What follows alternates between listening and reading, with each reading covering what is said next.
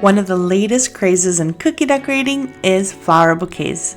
Now with spring and Mother's Day around the corner, this is the perfect cookie decorating idea. So we're going to start off with our first flower here. You can see that I've hand cut this so the edges aren't super sharp, and I've kind of put pieces of dough together, so that's why I have some lines in my dough. Tried to cut some with some cutters that I had, some makeshift cutters to try to make the flower, and then if it didn't cut kind of how I wanted to, I added a little bit more dough, so that's why it looks kind of funny. So what we're going to go ahead is we're going to outline with our outline consistency. This is our thicker icing, and then we're going to let that dry for a couple minutes, and then we're going to go ahead and do some squiggles. Now this is with the same consistency. We're going to use our thick outline icing, and the reason I do these little squiggles here is to prevent craters. So usually in more narrow areas or small areas, the icing tends to cave in on itself, so this is why we do these squiggle lines. So what I like to do is dry my outline for a couple minutes, so I'll do kind of all my outlines, come back, and then do my squiggles, and then right away flood on top of those squiggles. So the first icing that I squiggled with was my thicker icing. I call that my outline. Now I'm going in with my flood, and we call this a flood because it's a lot looser, and you see how it just sort of melts together. Versus the squiggle that holds its shape, it doesn't kind of melt. I usually don't like to let my squiggle lines dry because I don't want them kind of breaking off and floating in my icing. Sometimes with the tip of the bag, I hit the squiggles and then they just break off. So this way, if they're wet, they kind of stick to the cookie much nicer.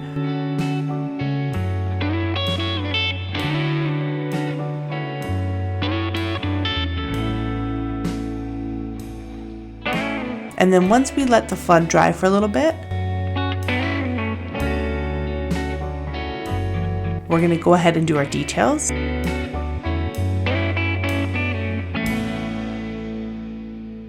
So here I've got my green outline consistency. And my line broke, but that's okay. We're just going to go ahead and go over it again.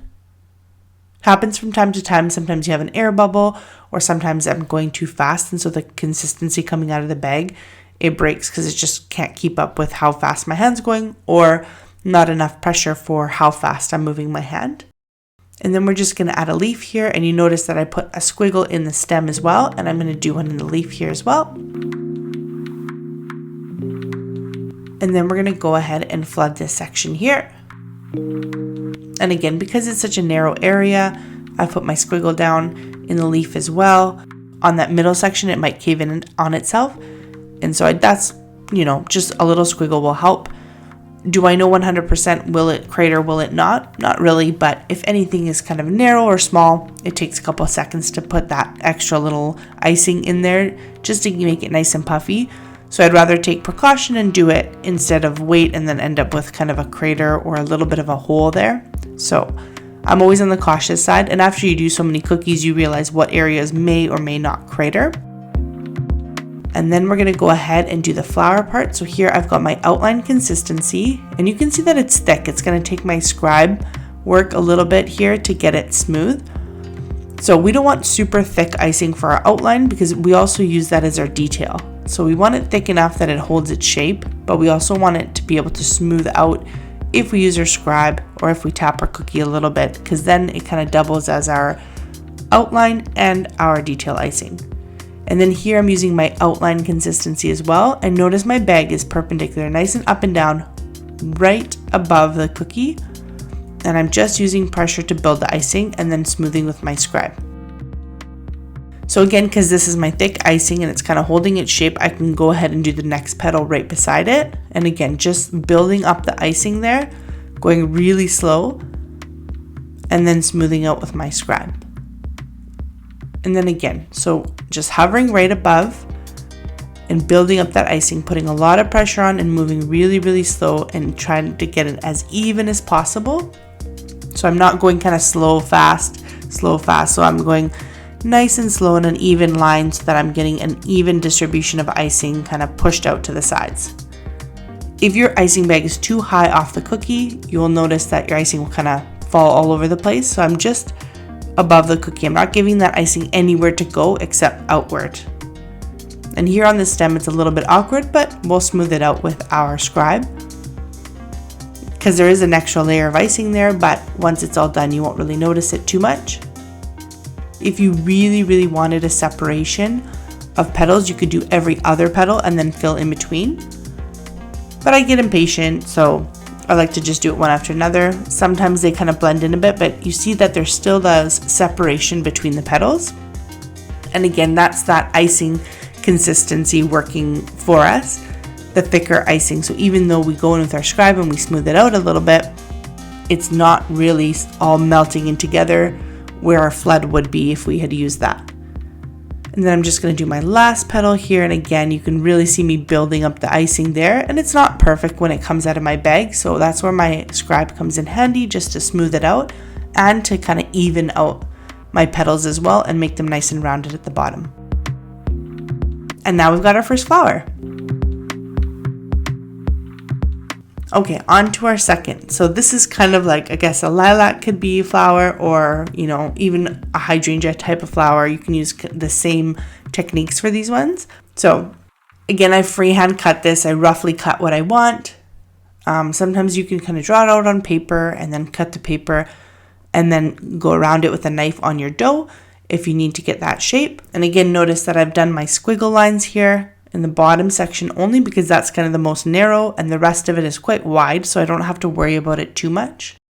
And again, notice how most times you flood kind of outwards to inwards, but there's no real way, like right or wrong way to do it. So if you want to do the stem first and then the top section, if you want to go left to right, or if you want to just go on the outline and then come inwards, everything is totally fine. It doesn't matter which way you flood as long as it works for you. You can see my left finger against the piping bag, and I'm holding the piping bag with my right hand. That double hand helps me steady the bag quite a bit, especially when you're putting a lot of pressure on and sometimes your hand starts to shake. That left finger really helps to steady the bag. Some people like to put it against their hand, some people like to put it against the piping bag. I kind of depends how I go. And then I'm just going to draw a rough kind of guideline here of a stem.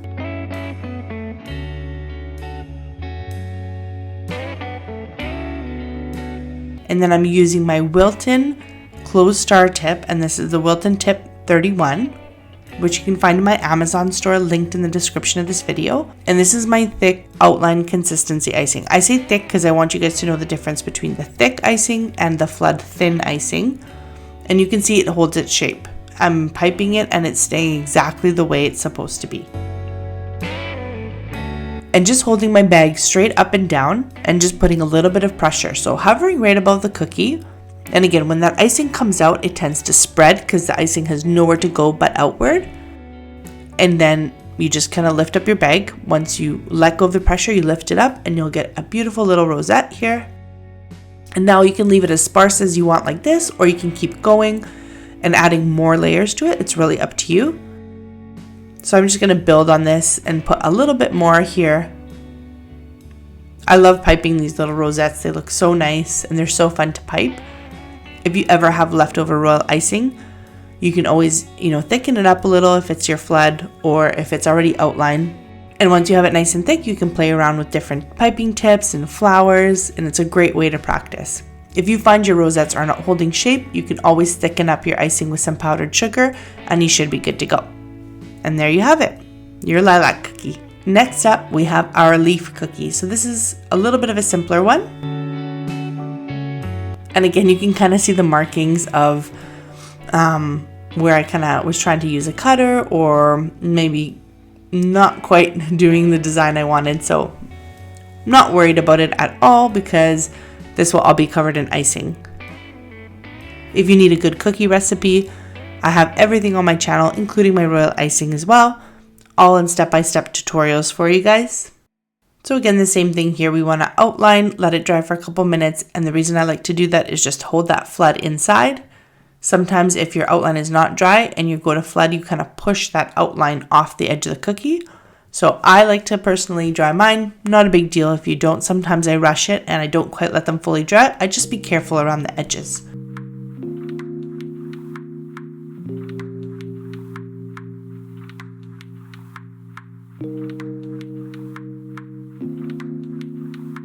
once the icing has dried a little bit, so it's crusted over here, I can go ahead and do my details.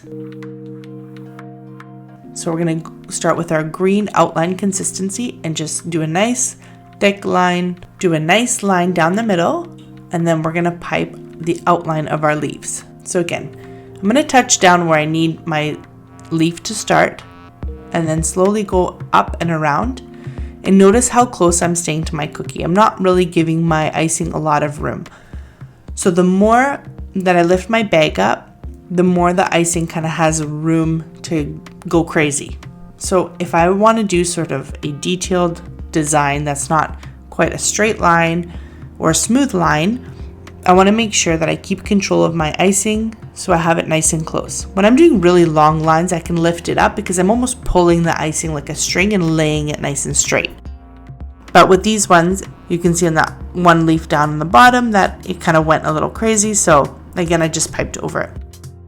And then again, I'm going to go in with my squiggles. So not only do we do squiggles to prevent craters, but when you don't dry the base fully, so let's say my white is not fully dry, it's just crusted over, that also helps with preventing craters. So I try to use as many methods as I can. Sometimes your base is going to be dry because you can't decorate everything in one night, and that's okay too. That's where the squiggles come in handy. And if you can use a fan to dry your cookies as well, that helps a lot. So I kind of use all the methods I can. Some people like to poke holes in the icing where they're going to flood. They say that that prevents it as well. I've tried that before. It worked, but again, I was using other methods too, like having the base layer just crusted over. So whether it's 100% working or not, it really is up to you what works best for you and your kind of climate. Sometimes more humid areas or more dry areas tend to act differently. So try as many things as you can, and whatever works for you, just stick with it. And here I'm just filling in all our leaves, and you can see that they're nice and puffy. And when I'm making my consistencies, I'm also thinking how loose and how thick I should have my icing. If I'm doing a lot of small areas, then I want to keep my flood a little bit thicker. If I'm kind of doing small and big areas, it'll kind of be in between, not too loose, not too thick. So just things to keep in mind while you're making your flood.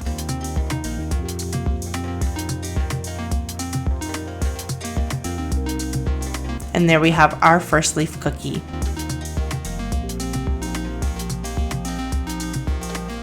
Okay, next up we have this oddly looking shape again that I tried to put together.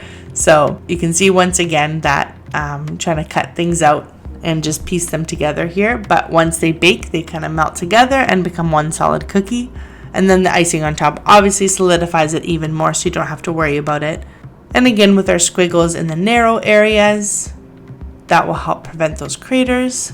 And if you haven't gotten craters yet, count yourself lucky, because a lot of us have, and it's just awful when it happens.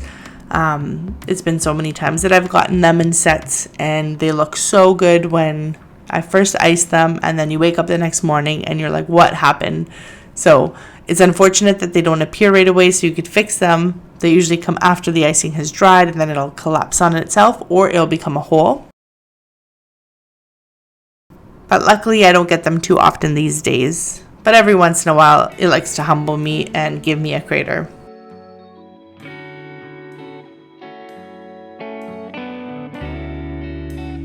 And you don't have to do the base for all of these in white. I just thought it would look nice so everything kind of looks similar. But you can also do it on the bare cookie as well and just do the designs. That will work really well as well.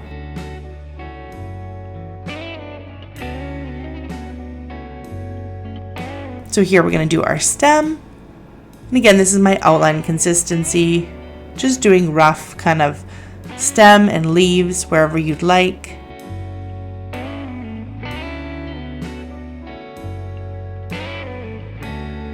For those leaves, I'm keeping it nice and close to the cookies so that I have full control over my icing.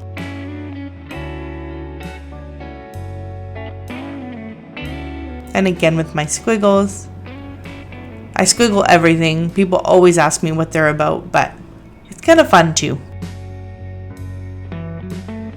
And then we're going to go ahead and flood. In these smaller sections, a little bit more careful of how much flood I'm putting down. And notice that I'm not going all the way down and then kind of all the way back. I'm just filling as I go because I don't want to overfill it too much. And I always lighten the pressure a little bit towards the end where it's really, really small. And you see how my flood kind of evens itself out. I don't have to really go in with my scribe. That's the type of flood that I like. It's a little bit on the looser side just because it takes less work. Now with my red icing, it's nice and stiff here. I'm going to go in with my petal tip, which I'll link below as well. And we're just going to do kind of circular half circle motion. So think of it like a letter M almost, or an upside down U. And I'm putting pressure down and just doing that motion on the outside to get the first layer of our flower. Notice how my piping tip is kind of laying sort of flat against the cookie, so that is giving me those flat petals. And don't be afraid to move your cookie around, especially when you're doing flowers, because sometimes it's a weird angle. And I can go right over into the next layer and do the same thing. So sometimes I'm kind of doing like an M shape, upside down U. If you can do more than one petal at a time, that's totally fine too. If you feel comfortable, you can kind of keep going, and just with consistent pressure. So as I start, I put pressure on, I do the kind of rounded, come back down, and then let go of the pressure. And then notice now I'm going to lift my tip up so it's kind of straight up and down, and that will give me a more standing up petal, just to make that flower stand out in the middle and give it a little bit more depth. And I love flowers because they're so quick and easy to do, and they're so much fun to pipe. So I have a full detailed flower tutorial on my channel as well, which I will link below in the description. If you need some help with flowers, it goes through a lot of different varieties and tips and how to use them. And then we're going to go in with our outline consistency and fill it in with some yellow and just smooth it out with our scribe. And there you have it, a beautiful red flower. And last but not least, we have our leaf. So this one again is just to add a little bit to our bouquet here. I'm going to outline it, and I don't really need squiggles at this point, even though those tips are a little bit narrow. The whole cookie is kind of large, so there won't be any cratering. But again, if you're worried about, the bottom or the top tip, you can always do a little squiggle. From my experience, this should be fine. And you can see my consistency is kind of loose, where it takes a few seconds, but then it starts melting into each other. All those lines start to disappear. And some people like that, like myself, because I don't really have to go in with my scribe. I find it takes a lot longer if I have to go for every cookie and smooth it with my scribe. Some people like it thicker, and so they have to go in with their scribe, but they find, they'll use one consistency, or they just like a kind of puffier icing. But this icing works really well for me.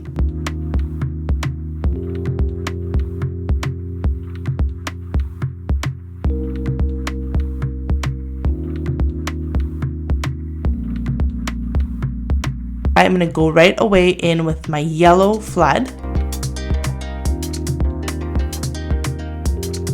And you can see how it's just melting right away into my cookie.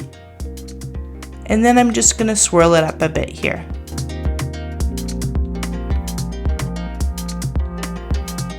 I just want to give this leaf a little bit of dimension and color. And so we're just going to swirl it up to give it a little bit of brightness in the middle there. And then that will complete my bouquet. And you can see all the flowers here and how pretty they look and how vibrant and nice they look, and they didn't take us too long to do.